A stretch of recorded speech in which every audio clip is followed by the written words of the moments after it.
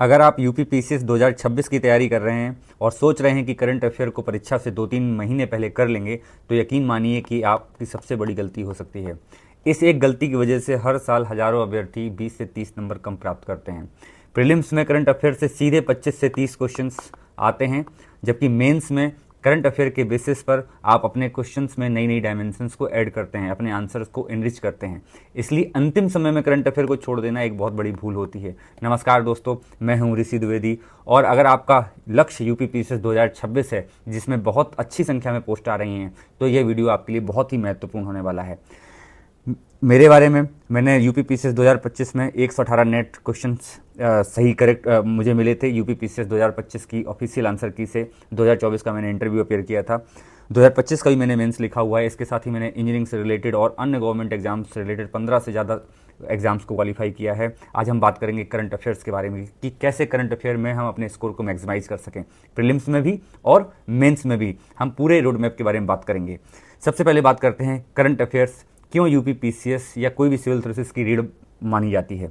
सबसे पहले प्रीलिम्स में इसका क्या महत्व है। हमने इससे पहले भी बात की है कि यहाँ से सीधे सीधे 25 से 30 क्वेश्चन आते हैं। अगर आपने करंट अफेयर्स को शुरुआत से अच्छे से एनालिसिस करके किया है, तो आप 25-30 क्वेश्चंस में लगभग 80% क्वेश्चन आसानी से कर सकते हैं। इसलिए प्रीलिम्स की परीक्षा में तो ये अति महत्वपूर्ण प्रश्न सेगमेंट है। साथ ही साथ मेंस के लिए देखते हैं। मेंस में क्या है कि जो पेपर 2 और पेपर 3, ये तो डायरेक्टली सीधे सीधे करंट अफेयर पे बेस पे हैं। क्योंकि अगर आप करंट अफेयर पढ़ते हैं, जो राष्ट्रीय अफेयर्स होते हैं, राष्ट्रीय जो महत्वपूर्ण घटनाएं होती हैं या आर्थिक महत्वपूर्ण घटनाएं हैं, आईआर से रिलेटेड जो घटनाएं हैं, वो करंट अफेयर से सीधे जुड़ी हुई होती हैं। और पेपर 2 और पेपर 3 ये सारा का सारा ही पूरा डायनेमिक है, जहां पर करंट अफेयर जो करंट की घटनाएं होती हैं उससे सीधे सीधे प्रश्न पत्र में सवाल पूछे जाते हैं। इसलिए पेपर 2 और पेपर 3 ज़्यादातर जो है करंट के बेसिस पर है। और अगर आप आंसर राइटिंग करते हैं, तो उसमें अगर नई डायमेंशंस लिखनी है और अपने आंसर्स में थोड़ी सी डेप्थ लेके आनी है, तो आपको करंट अफेयर को अच्छे से पढ़ना होगा, एनालाइज करके, विश्लेषण करके पढ़ना होगा आपको। इसके बाद हम देखते हैं कि हम सबसे ज़्यादा गलतियां क्या करते हैं। जब हम पीसीएस तैयारी करने बैठते हैं और करंट अफेयर तैयार करते हैं, तो हम सबसे ज़्यादा गलती क्या करते हैं। सबसे पहली गलती करते हैं, हम करंट अफेयर को अंतिम समय के लिए डालते हैं कि हम लास्ट में कोई भी एक मैगजीन पढ़ लेंगे और मेरा करंट अफेयर हो जाएगा।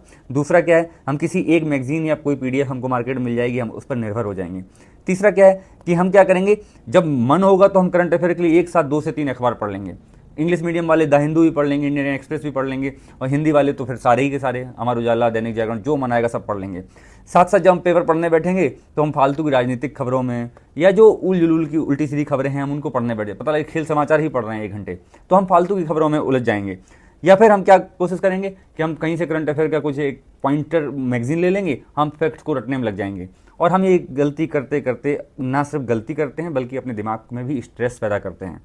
अब इसमें क्या हम करें, क्या बेहतर तरीका हो सकता है। तो मैं जो आपको तरीका बताने वाला हूँ, ये वेल इस्टेब्लिश तरीका है और एक अच्छा तरीका है, जिससे आप अपने स्कोर को भी मैक्सिमाइज कर सकते हैं, साथ ही अपनी समझ को भी डेवलप कर सकते हैं। सबसे पहली बात क्या है, शुरुआत है कि आप पहले दिन से ही न्यूज़पेपर को पढ़ना स्टार्ट करें। आप खुद ही न्यूज़पेपर पढ़िए। जब आप न्यूज़पेपर पढ़ने बैठेंगे, जैसे हिंदी मीडियम वाले जो हैं वो दैनिक जागरण के राष्ट्रीय संस्करण को पढ़ सकते हैं, डीजे के राष्ट्रीय संस्करण को। इंग्लिश मीडियम वाले इंडियन एक्सप्रेस को पढ़ सकते हैं। आप अपना खुद ही न्यूज़पेपर पढ़ेंगे। साथ ही साथ उस न्यूज़पेपर से आपको खुद ही अपने पॉइंट निकालने हैं, अपने खुद के शॉर्ट नोट्स बनाएं। और साथ में एक ही अखबार को पढ़ना है। हिंदी मीडियम वाले दैनिक जागरण या जनसत्ता या कोई भी एक अखबार आपको पढ़ना है। इंग्लिश मीडियम वाले को एक अखबार पढ़ना है, तो इंडियन एक्सप्रेस पढ़ ले या द हिंदू पढ़ ले, आपको एक से ज़्यादा नहीं पढ़ना है। साथ ही साथ पेपर पढ़ते वक्त आपको ध्यान रखना है, केवल सिलेबस पर आधारित खबरों पर फोकस करना है। आपको पॉलिटिकल जो न्यूज़ है उनको नहीं देखना है, एंटरटेनमेंट वाली न्यूज़ को नहीं ज़्यादा ध्यान देना है। आपको ये देखना है कि कौन सी खबर आपके पेपर 2 या पेपर 3 से रिलेट करती है, और पेपर 2 या पेपर 3 का जो सिलेबस है उससे तुरंत ही मैप करना है। साथ ही साथ जब आप इस तरीके से न्यूज़पेपर पढ़ेंगे, तो कनेक्टिंग न्यूज़, जैसे 10 दिन पहले क्या खबर हुई थी या 2 दिन पहले क्या खबर हुई थी, उससे आज का क्या रिलेशन है, हम लगातार इसको समझेंगे। अगर हम डेली न्यूज़पेपर पढ़ेंगे तो हमें कनेक्टिविटी अपने आप ही बन जाएगी।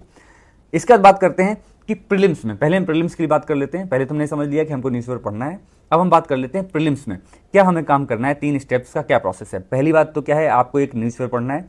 हिंदी के लिए दैनिक जागरण का जो राष्ट्रीय संस्करण आता है आपको वो पढ़ना है, इंग्लिश वाले इंडियन एक्सप्रेस ले सकते हैं। अब जब आप पूरा पेपर पढ़ने के लिए जाएंगे तो जैसे एक पहला मेन पेज होगा, आपको मेन पेज देखना है, उसमें एक या दो आपको ऐसी न्यूज़ मिलेंगी जो राष्ट्रीय महत्व की होंगी, नेशनल इंपॉर्टेंस की होंगी, उनको आपको नोट करना है।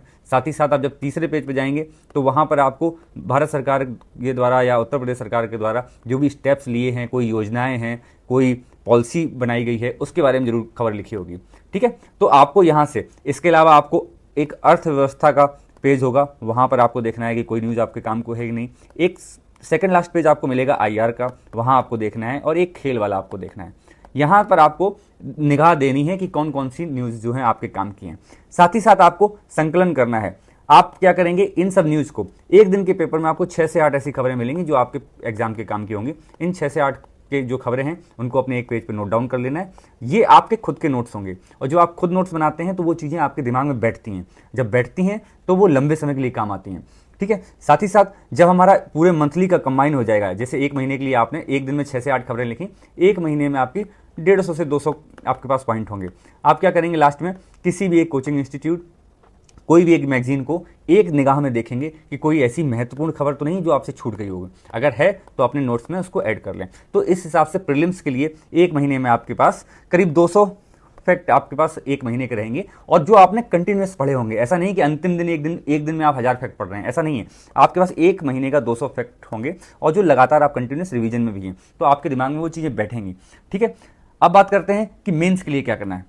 देखिए, पहली बात तो मेंस के लिए अगर आप लास्ट में पढ़ने जाएंगे कि कोई एक जैसे इंपॉर्टेंट खबर है, ठीक है, एक राष्ट्र एक चुनाव, अगर लास्ट में किसी मैगजीन से पढ़ने जाएंगे तो फिर आप एक जो राइटर है जो उसने लिखा है एक दृष्टिकोण वो आपको मिलेगा। जबकि आंसर में हमेशा कभी कभी देखेंगे क्वेश्चंस के ट्रेंड्स चेंज हो जाते हैं, एग्जाम में कुछ और पूछने की डिमांड कर लेता है, लेकिन जबकि आप एक मैगजीन से पढ़े होंगे तो आपको एक तरीके का दृष्टिकोण मिलेगा।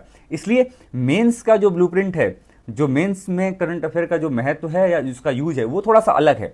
इसलिए मेंस के लिए क्या करना चाहिए, सबसे पहले तो जो मेंस के लिए अगर आप न्यूज़पेपर पढ़ते हैं तो पहला तो एक फायदा ये होता है कि अगर न्यूज़पेपर पढ़ेंगे आपको तो कनेक्टिंग न्यूज़ आपको मिलेगी। जैसे भारतीय प्रधानमंत्री इंडोनेशिया गए, इंडोनेशिया से ऑस्ट्रेलिया गए, ऑस्ट्रेलिया से इंडोनेशिया न्यूजीलैंड गए, तो यहाँ पे आपको बहुत सी चीज़ें मिल जाएंगी कनेक्टिंग। जैसे इंडो पैसिफिक एरिया हो गया, यहाँ पर उसकी स्ट्रेटजिक जो इंपॉर्टेंस है उसकी बात हो जाएगी। भारत इंडोनेशिया संबंध हो जाएंगे, भारत ऑस्ट्रेलिया संबंध हो जाएंगे, भारत न्यूजीलैंड संबंध हो जाएंगे, ऑस्ट्रेलिया और न्यूजीलैंड के साथ जो चाइना है, क्योंकि ऑस्ट्रेलिया क्वाड में भी है। तो जब लगातार आप इन खबरों को देखेंगे तो आप अलग अलग तरीके के डायमेंशंस को एक्सप्लोर कर पाएंगे। आप ऑस्ट्रेलिया और चाइना के बीच में क्या समस्या चल रही है, इंडिया चाइना के बीच में क्या चल रही है, क्वाड अगर होगा तो इंडिया चाइना और ऑस्ट्रेलिया के बीच में कैसे संबंध रहेंगे, तो ये चीज़ें आप पढ़ेंगे। और लगातार न्यूज़ पढ़ने से आप कनेक्शन, मतलब कनेक्टिविटी होती है। एक खबर पढ़ी फिर उसके कुछ दिन बाद उसकी दूसरी खबर पढ़ें तो कनेक्टिविटी होगी। दूसरा क्या है, मेंस के लिए समझ का विकास बहुत इंपॉर्टेंट। जब आप मेंस में आंसर राइटिंग लिखने जाएंगे तो बहुत कम समय होगा। अगर आप न्यूज़पेपर को डेली पढ़ रहे हैं तो एक समझ का विकास होगा कि आपके अंदर एक समझ होगी कि एक्ट ईस्ट जब नीति होगी तो इंडोनेशिया के साथ कैसे संबंध होंगे। ठीक है, एक्ट जो ईस्ट नीति है, या फिर अगर वेस्ट एशिया से हमारे क्या संबंध है, जैसे अभी US ईरान का वॉर चल रहा है, तो लगातार डेली कुछ ना कुछ न्यूज़ में रहता है। तो आप अलग अलग पॉइंट पे बात करेंगे कि ईरान के किस किस, जैसे स्ट्रेट ऑफ हॉर्मुज है, उसमें क्या नई नई चीज़ें चल रही हैं, लगातार क्या क्या परिवर्तन हो रहे हैं। ठीक है, तो अगर कंटिन्यूस आप पेपर को पढ़ते रहते हैं तो एक एनालिटिकल एज आपको मिलती है, एक विश्लेषणात्मक समझ आपको मिलती है जो मेंस के उत्तर लिखने में आपको काम करेगा।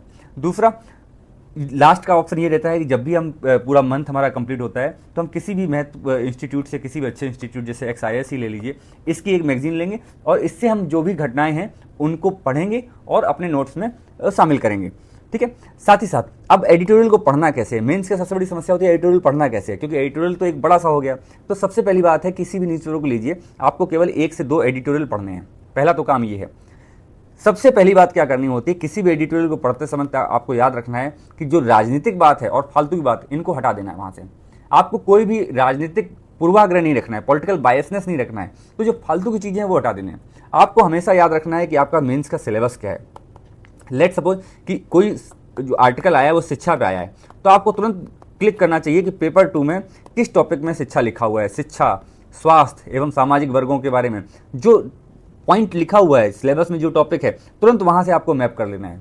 ठीक है। जैसे ही आपको लेट सपोज कि ट्रांसपोर्ट के बारे में आया, लेट सपोज कि रोड के बारे में आया, तो आपको तुरंत वहां जाना चाहिए कि आधारभूत संरचना का विकास पेपर 3 में है। अब पेपर 3 से आपको कनेक्ट कर लेना है, तो तुरंत मेंस के जो सिलेबस है उससे आपको कनेक्ट करना है। और जब भी आप एक एडिटोरियल पढ़ेंगे तो वहां से आपको 5 से 7 पॉइंट, 5 से 6 पॉइंट निकालने हैं और उन 5 से 6 पॉइंट को अपने नोट्स में शामिल कर लेना है। जब भी क्वेश्चंस जो है वहां से आएगा, आप उन डायमेंशंस को तुरंत क्लिक ऑन करेंगे कि हाँ हमने यहाँ पे ये पढ़ा था।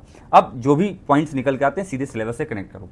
इससे क्या होगा कि अगर आपने 6 महीने पेपर पढ़ लिया तो आपका 1 से 6 महीने के बीच में पेपर 2 के प्रत्येक टॉपिक, अगर आप टॉपिक गिनेंगे 1 से लेकर 22 तक आपको मिलेंगे पेपर 2 में, पेपर 3 में भी 1 से लेकर 21 तक आपको टॉपिक मिलेंगे। अगर 6 महीने आपने पढ़ लिया तो प्रत्येक टॉपिक पे आपके पास 2 से 3 एडिटोरियल होंगे। दैट मीन्स कि हर टॉपिक पे आपके पास लिखने के लिए 15 से 20 पॉइंट आसानी से मौजूद हो जाएंगे। आपको कोई संघर्ष नहीं करना पड़ेगा, आपको कोई एक्स्ट्रा अलग से मैगजीन नहीं पढ़नी पड़ेगी अगर आप डेली पेपर पढ़ते हैं। और यकीन मानिए एडिटोरियल में जो लिखने वाला राइटर होता है वो आपको नई डायमेंशंस देता है। अगर किसी इंस्टीट्यूट या मैगजीन को देखेंगे वो एक तरीके की बात करेगा, लेकिन अगर आप डेली एडिटोरियल पढ़ते हैं तो अलग अलग राइटर्स अलग अलग तरीके से डायमेंशंस को एक्सप्लोर करते हैं, अलग अलग बातें करते हैं। कुछ क्रिटिकली एनालाइज करते हैं, कुछ गवर्नमेंट के फेवर में बात करेंगे, कुछ गवर्नमेंट के अपोज में बात करेंगे और कुछ यूनिक सॉल्यूशन आपको मिलेंगे। तो यूनिक सॉल्यूशन के लिए आपको एडिटोरियल पढ़ना ही होगा। अब क्या करें, आपका कंप्लीट रिसोर्स मतलब क्या है। अगर आपको डेली करना है, डेली बेसिस पे जो मैंने आपको बताया, उसके लिए आप दैनिक जागरण का राष्ट्रीय संस्करण ले सकते हैं, इंग्लिश वाले इंडियन एक्सप्रेस ले सकते हैं।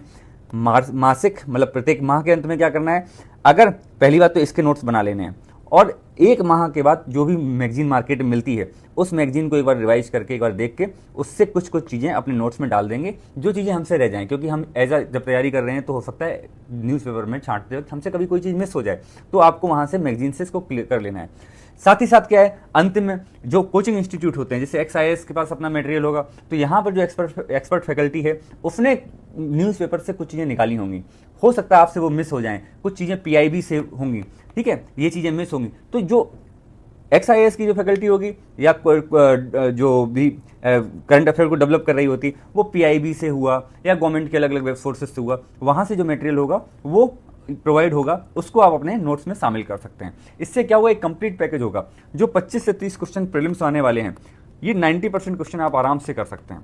इससे ही आप सोचिए कि 30 क्वेश्चन में 90%, 25 प्लस क्वेश्चन यहीं से आपने कर लिए तो कितना बड़ा हर्डल पार कर लिया। अब आप सोचिए आपको 75 क्वेश्चन ही और एक्स्ट्रा करने हैं, 100 क्वेश्चन पहुंच जाएंगे तो आपका सिलेक्शन तय है।